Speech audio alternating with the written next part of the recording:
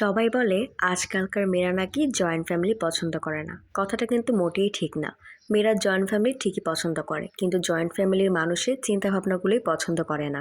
এই ধরেন বাড়ির বড় বউটা, যার তেমন কোনো চাহিদা ছিল না, বছরে একবারও নতুন জামা নিত না, কোথাও ঘুরতে যেতে চাইতো না বা কোনো আবদার করতো না।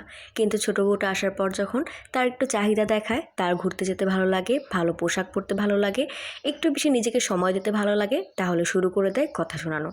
কই, বড় বউ তো এরকম ছিল না, তাহলে ছোট বউ কেন এরকম? আবার ধরেন কোনো ছোট বউ যদি একটু চালাক চতুর হয়, একটু চাকরি বাকরি করে, ভালো হাতের কাজের দক্ষতা আছে, গাড়ি চালাতে পারে বা এরকম কিছু, তাহলে শুরু করে দেয় বড় বউয়ের সাথে কথা শোনানো।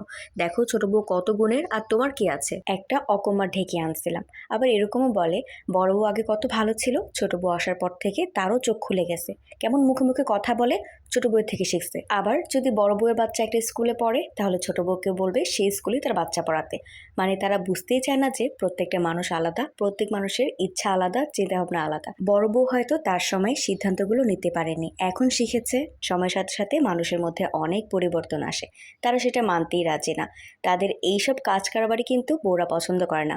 বউদের মধ্যে পার্থক্য, দ্বন্দ্ব, তুলনা, ঝামেলা ইত্যাদি লাগিয়ে দিবে, আর তারপর বলবে আজকালকার মেয়েরা এরকমই, তারা একসাথে থাকতে চায় না। কিন্তু তারা কি আসলে কোনো পরিবেশ রেখেছিল একসাথে থাকার মতো?